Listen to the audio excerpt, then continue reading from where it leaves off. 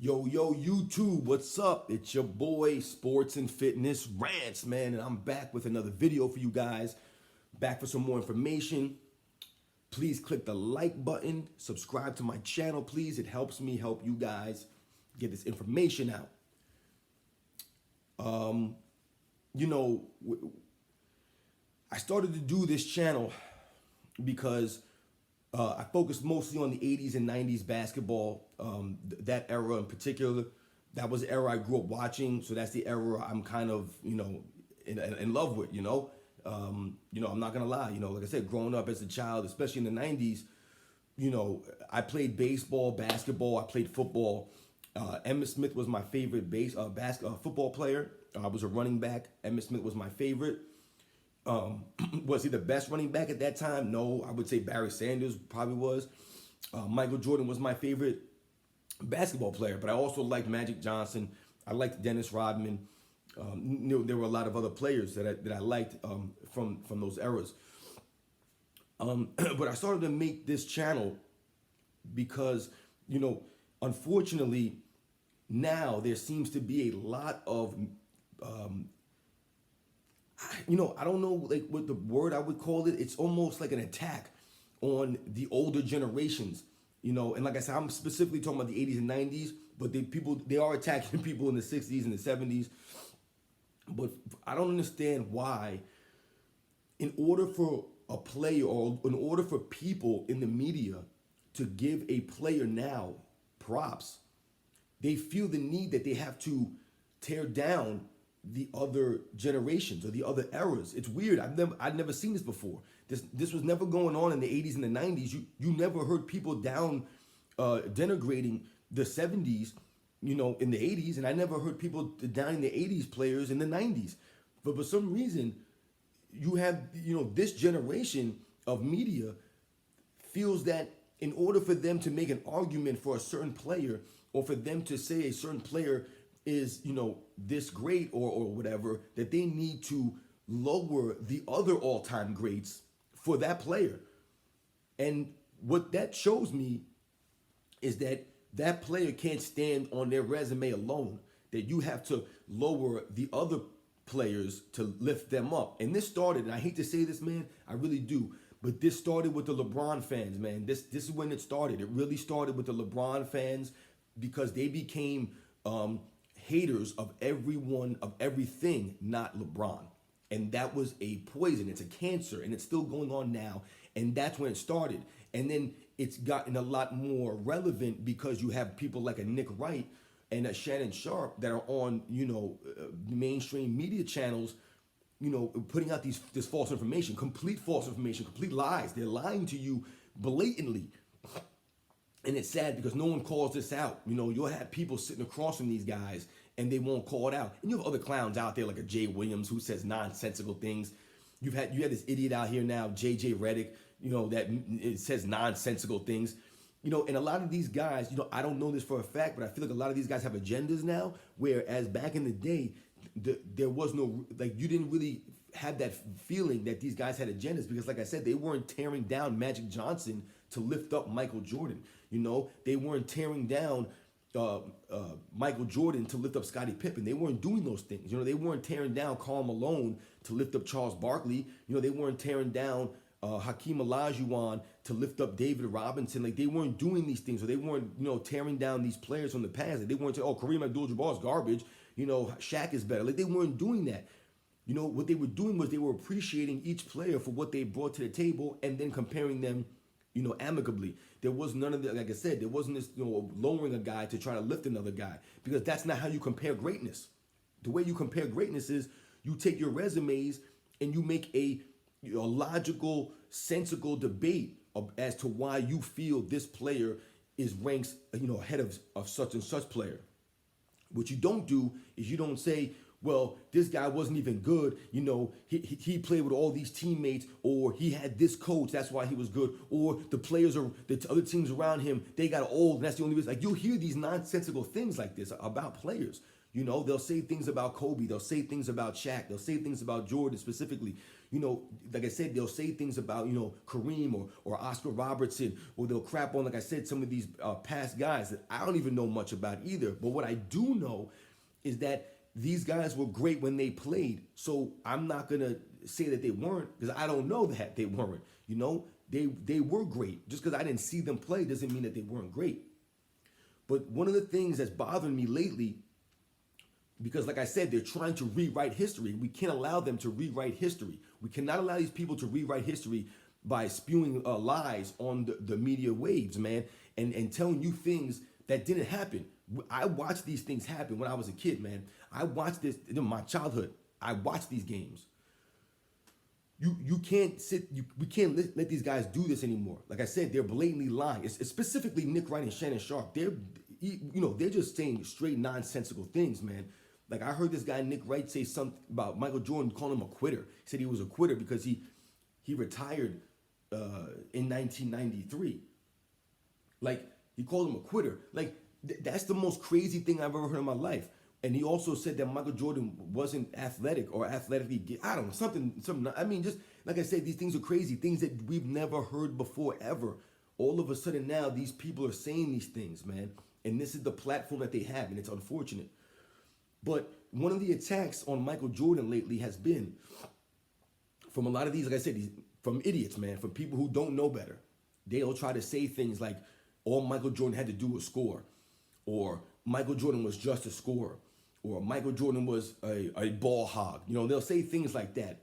And it's laughable almost, because maybe early on in Michael Jordan's career, you know, maybe the first, 3-4 years of his career, you can make an argument that Michael Jordan was just a scorer, or not just a scorer, but he was a ball hog almost, or he was shooting a lot when maybe he shouldn't have. But the thing about it was, when you look at the first 4 or 5 years of his career, he had to do what he had to do in order for the team to be successful, right? At that particular time, they didn't have a lot of talent on those early Chicago Bulls teams in the mid to late 80s.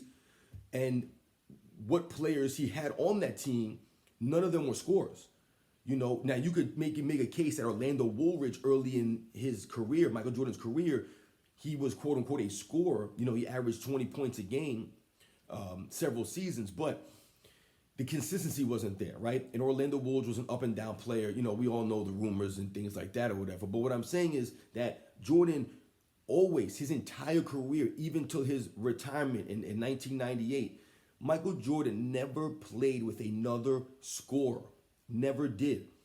Scottie Pippen was not a scorer, right? So when you look at that and you hear people say things like, oh, all Jordan had to do was score, that's all he had to do, which we all know was a lie. Michael Jordan was a utility man for the Chicago Bulls. He could do literally anything, and he did anything and everything that they needed to win, right? If you needed him to rebound, someone was out or somebody was hurt, boom, Jordan would rebound. You needed someone to be the facilitator, Jordan could do anything on the court. That was his greatest strength, is that he had no weaknesses.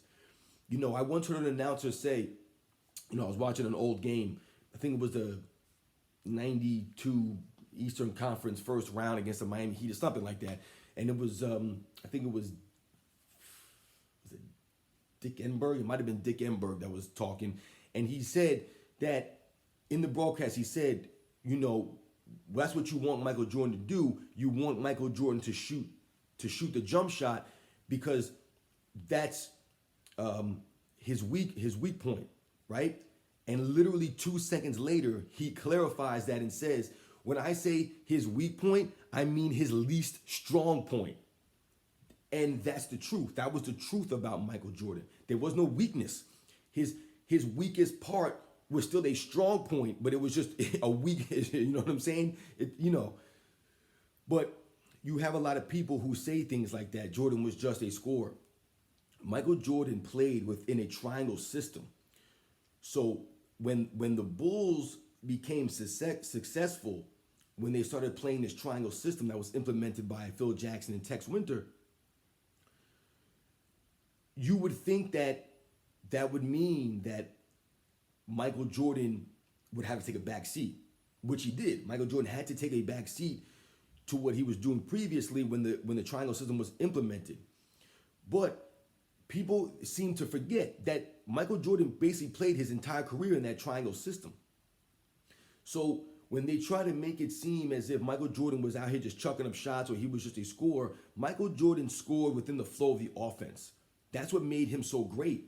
And that's what made the Bulls so great, is that they ran the triangle offense so great and so successfully because you had a person like a Michael Jordan along with a Scottie Pippen to facilitate the triangle offense, right?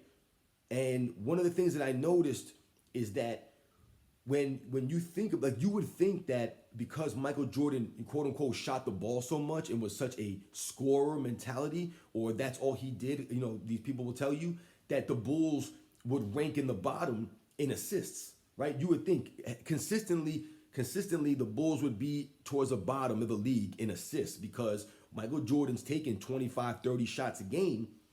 So if he's doing that many, then he's just doing ISO ball. Because that's what they want you to believe. They want you in their mind. They want you to think because Michael Jordan's taking 25, 30 shots a game, that this is all ISO stuff. That he's standing there and he's just staring down his defender for 25, 30 shots a game. When that is not further from the truth, man. That is not even true. Yes, there were times that Jordan was heavy ISO. You know, the offense broke down. You know, the Bulls needed baskets. You know what I'm saying? Because like I said, there was no consistent scorer on the Bulls. Michael Jordan's entire career, except for him, he carried that burden. So when people say all he did was score, Michael Jordan had to score. If he didn't score, the Bulls would never have won anything. If Michael Jordan averaged 25 points per game for his entire career, the Bulls would probably only have won 1 or 2 championships. I'm telling you right now, if that. They needed that 30, 35 points a game from Jordan consistently, or they would not be as competitive, right? Now, when you look at the Bulls from 1991, right, to 1998, the years that they won the championship that Michael Jordan played, right, those 6 seasons, that you would think, oh, you know, whatever, the Bulls were consistently in the top 5 in assists per game. Consistently. There were a couple of years that the Bulls were number 2 in assists per game. There were a couple of years that the Bulls were number 3 in assists per game for the whole entire season. Then there were a couple of, I think there were maybe 2 years there, I think like 98, I think they were like number 7 or something like that. And I believe 93, I think they were like 6. But all the other years, they were either 5, 3rd, or in 1997, for example, they were 2nd in assists per game. So that is a complete contradiction to what people are trying to say. So basically, even if Michael Jordan is taking 25, 30 shots a game, let's say, that proves that it's coming in the flow of the offense. That proves it. Because either Michael Jordan was assisted on his basket or he's assisting people on baskets, or that, like I said, that shows the Bulls are running their offense, right? If they're consistently in the top 5 in assists per game, right? There was actually, I believe in 1991, I believe the Bulls were 3rd, I think, in assists per game. I want to say they were 3rd. They ranked higher in assists per game than the Los Angeles Lakers with Magic Johnson, right? So that, like I said, that proves that the Bulls consistently ran their offense and that they were consistently passing the ball, and that it wasn't just Michael Jordan staring down defenders, going one-on-one and scoring baskets. Because if that was the case, the Bulls would never be ranking in the top 5 or 6 every season. They would have been down in that lower middle half, maybe. You know, maybe in the top 15 or top 20.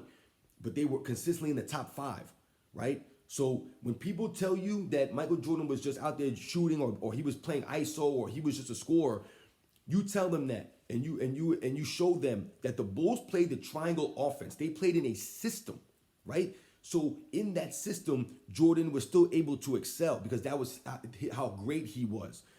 But don't let these people get it twisted and start making up, like I said, trying to rewrite history and make it seem as if Michael Jordan was out there going ISO every play, and that his teammates were standing around doing nothing, and you know, the Bulls, you know, were they did everything else and Jordan all he had to do was score. It's not true. So please click the like button. Please subscribe to my channel.